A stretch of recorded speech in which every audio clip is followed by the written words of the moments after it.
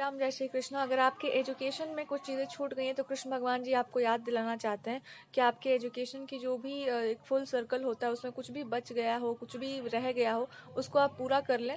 पढ़ाई लिखाई से रिलेटेड है। अगर आपका कोई प्रोफेशन है तो उसके लिए वो बताना चाह रहे हैं कि उसका भी एक अंग है जिसको आपने मिस आउट किया है, उसके बिना कोई भी चीज़ कंप्लीट नहीं होगी, तो उसको पूरा कर लीजिए। कृष्ण भगवान जी आपके एजुकेशन, आपके विद्या के बारे में बताना चाह रहे हैं। कोई ऐसा दिव्य विद्या या कोई ज्ञान है आपके पास तो उसको आप हिडन ही रखें, लेकिन उसका पूरा यूज़ करें। कोई भी चीज़ जब तक पूरा प्रयोग नहीं किया जाता तब तक वो छुपा हुआ रहता है, उसका अपमान ही होता है। उसका पूरा यूज़ करिए और अपनी विद्या के ऊपर थोड़ा अभिमान करिए। थोड़ा सा, आपको अभिमान नहीं कह सकते इसको कहते हैं अपने विद्या पर थोड़ा कॉन्फिडेंस रखिए। आपको जो कुछ भी आता है, जो कुछ भी आपने पढ़ा है अभी तक, जो कुछ भी जाना है वो बहुत है और वो सब कुछ आपका ही है, तो उस पर अभिमान कीजिए। वो सब कुछ आपके जीवन में भविष्य में बहुत काम आएगा। तो वो सब कुछ में से कुछ भी छूटना नहीं चाहिए, कुछ भी आपको बचा के नहीं रखना चाहिए। वो उसका यूज़ करिए, उसका प्रयोग करिए सही तरीके से, सही जगह पर। आज से, अभी से ही उसका प्रयोग होना चाहिए आपकी लाइफ में। दूसरा, आपको भगवान जी बता रहे हैं किसी ऐसे रास्ते पर आप जाना चाहते हैं, वहां से आपको जाने से रोका जा रहा है क्योंकि आप इनडायरेक्टली वो पहले से भी उसी रास्ते पर थे। तो आपको नया कुछ भी बदलने का, नया कुछ भी लाने का जरूरत नहीं है। आप पहले से ही वो कार्य कर रहे थे जो आपको करना चाहिए। कृष्ण जी आपको ये भी बताना चाहते हैं कि कुछ भी आपके लाइफ में बाधा नहीं बन रहा है, कोई भी लाइफ में आपके, कोई भी जीवन में आपके समस्या नहीं है।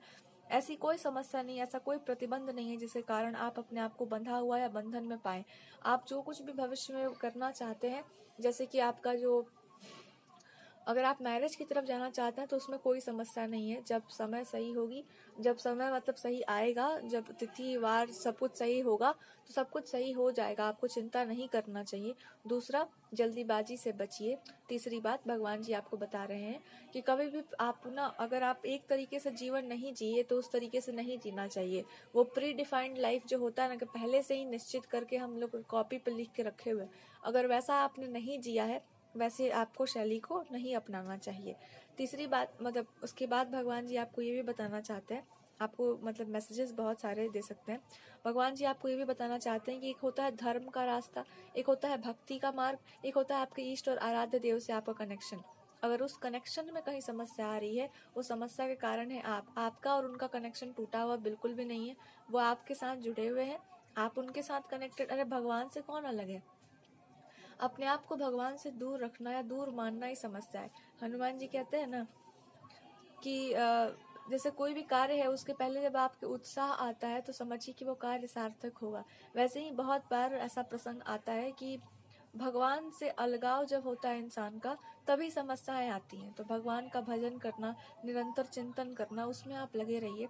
क्योंकि आपसे भगवान जी दूर नहीं, आप अपने भगवान जी से दूर नहीं है, दोनों एक साथ ही हैं। भगवान कह रहे कोई कार्य आपको बहुत प्रिय होगा, किसी क्षेत्र में आप बहुत अच्छे से बोलते होंगे, उस क्षेत्र में आपको बोलना चाहिए क्योंकि वो क्षेत्र आपका है। यहाँ पर एक बात और भी है। भगवान यहाँ पर आपको एक बात और बता रहे हैं। जैसे भगवान जी कहते हैं ना कि जैसी मनुष्य की श्रद्धा होती है, जैसे भीतर का भाव होता है, वैसे ही उसकी श्रद्धा होती है। कभी किसी को भी उसके रास्ते से भटकाना नहीं चाहिए। आप जितना जानते हैं उतना बहुत है, भटकाने का आवश्यकता नहीं है, ऐसा कहा जाता है। तो आप जो जानते हैं धर्म के विषय में, आपकी जो अपनी यात्रा रही है, आप जितना जानते हैं उसको, आपको शायद कहा जा रहा है कि समय आ गया है कि आप उसका प्रयोग करें। आप उसको या तो आप उसको जीवन में, तो आपके कार्य आता ही है, मतलब काम तो आता ही है, जो भी हमारा विद्या, एजुकेशन, जो कुछ भी रहा है। लेकिन धर्म संबंधित ऐसा कुछ है जो आपके लिए रखा हुआ है और जिसको केवल आप ही संपूर्ण कर सकते हैं, पूरा कर सकते हैं। तो अगर आपने ऑलरेडी पहले से कहीं कुछ लिख रखा है तो उसके लिए कहा जा सकता है कि ऑल ऑफ अ सडन उस पर लोगों का ध्यान जाए या उस पर एक नज़र आप डाल दीजिए। दूसरी बात आपको भगवान जी बताना चाहते हैं कि भगवान हमेशा और हमेशा आपके साथ खड़े रहें, लेकिन उससे पहले आपको ये भी विश्वास करना चाहिए, आपने कभी किसी से द्वेष नहीं किया है, आपने कभी किसी का बुरा नहीं चाहा है, आपके हृदय में कभी किसी के प्रति कोई भी गलत भावना नहीं आई है। तो जिसके हृदय में ईश्वर का वास हो, भगवान उसका हाथ नहीं छोड़ते। इसलिए आपके द्वारा जो कुछ भी होगा वो सार्थक होगा, वो अच्छा होगा। इसका विश्वास करके आगे चलिए। जो कुछ भी आप करेंगे वो जरूर पूरा होगा, इसका विश्वास कीजिए। आपके प्रेम संबंधों में ऐसा हो सकता है कि आपको एक ही चीज की कमी रह गई है। कोई आपने धर्म संबंधित कुछ कार्य करा है या उस पर आपने कुछ भी शोध किया हुआ है, तो उस पर थोड़ा प्राइड, थोड़ा गर्व लेकर के आइए। थोड़ा कॉन्फिडेंस लेकर के आइए कि आपने वो कार्य किया है।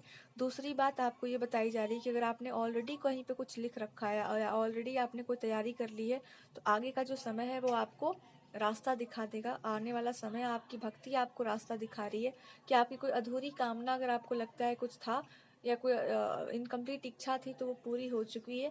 आप एक बार ध्यान देंगे तो आपको पता चलेगा कि वो इच्छाएं आपने पूरी कर ली हैं, पर वो इच्छाएं अभी और बाकी हैं और उस पर आप निरंतर कार्यरत हैं।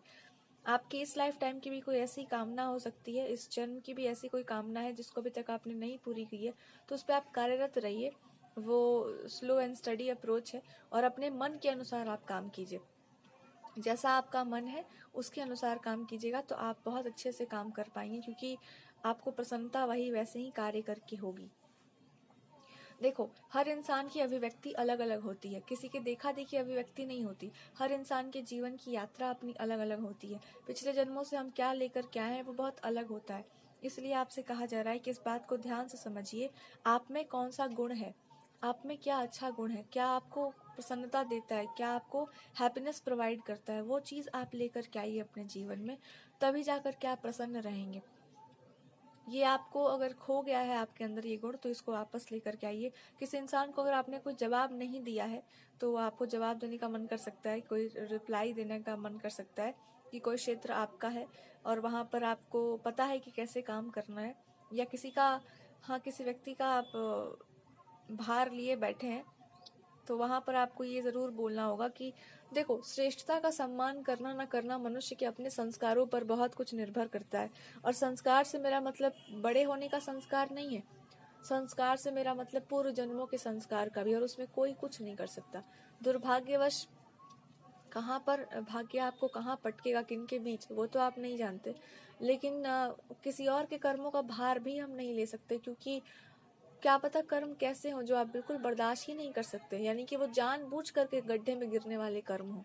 तो आपसे कहा जा रहा है कि किसी का सम्मान करना, किसी का अपमान करना, ये मनुष्य के पूर्व जन्मों के कर्म है।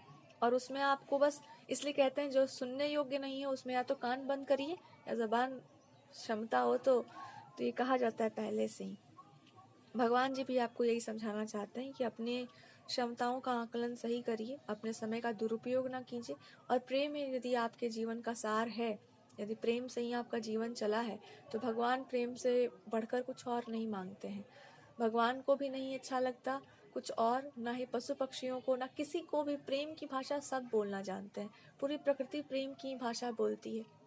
जो मौन की भाषा जानते हैं वो प्रेम की भाषा जानते हैं, ऐसे भी आप जान सकते हैं। और साधारण जो आपका जीवन चल रहा है उसमें काव्य, कला, संगीत इत्यादि से भी आप प्रेम की भाषा जान सकते हैं।